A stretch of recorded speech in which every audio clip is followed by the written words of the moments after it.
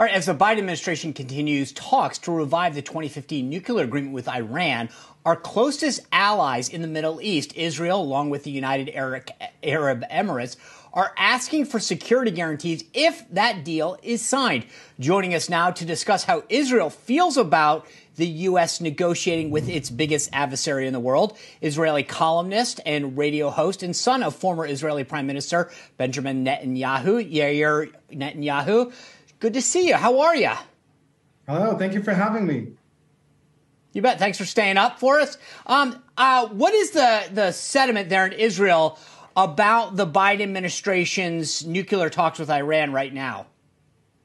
Well, really bad. We feel like we've been thrown under the bus because this deal guarantees Iran having a nuclear weapon and can potentially lead to our country's annihilation. So it's not good news here. Yair, when Trump was in office, he got Israel and the UAE to agree to the Abraham Accords, which was such a big historic deal. Now, the Biden administration, they can't even get the UAE and Saudi Arabia to talk to Biden on the phone. Does Israel trust the Biden administration to provide the security guarantees it's asking for if this deal is signed with Iran?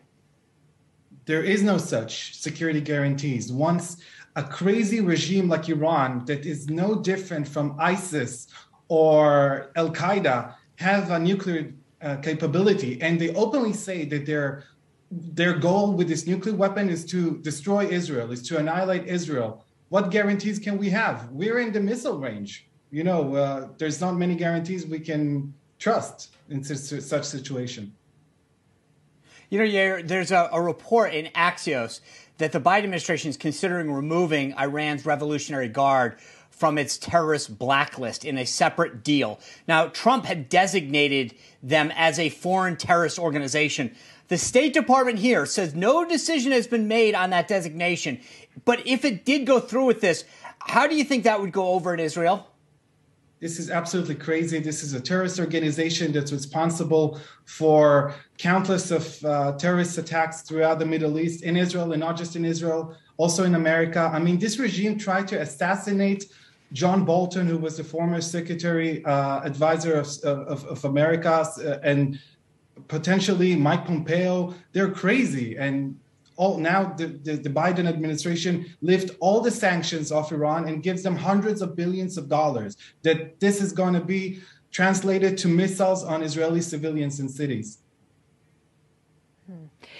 Israel's Prime Minister, Naftali Bennett, he's been working at playing mediator between Russia and Ukraine, it seems. He met with Putin on March 5th in Moscow. That was at the invitation of Putin. And just this week, he had a phone call with Putin to discuss Ukraine, and then shortly after actually met with President Zelensky as well on the phone. How is all this playing in Israel, Bennett trying to be this mediator? Well, not so well, because Bennett is having only 4% of support in the Israeli public, according to latest polls. He wasn't elected to become a prime minister. He got it through a parliamentary trick. And he's dealing with that issue, which is a grave issue, but not for Israel. Israel is not a superpower. Israel is a small country that have an existential threat with Iran nuclear deal. And he's not dealing with that at all. He's dealing with the Russia-Ukraine conflict that is completely not connected to Israel whatsoever. There have been reports that Israel has denied Ukraine's request for the Iron Dome's short-range interceptor, right? I know that Zelensky, the Ukrainian president, is expected to talk with the parliament there on Sunday. I got to expect that he's going to request that Iron Dome. Where do you think everything shakes out on that? Well, again, unlike America, which is a superpower and can, deal with every global conflict around the world, Israel is a very tiny country. It's the size of New Jersey. And we have, Russia on our border with Syria. So it's a very delicate matter for us. I think, this is the conflict in Ukraine is a matter for the United States, not for Israel. Okay. Yeah, by the way, so what's your dad's take on this? Where does he kind of shake out on all this? Well, he's very worried mostly with the Iran nuclear deal, again, because this is a crazy regime that openly calls for the destruction of Israel.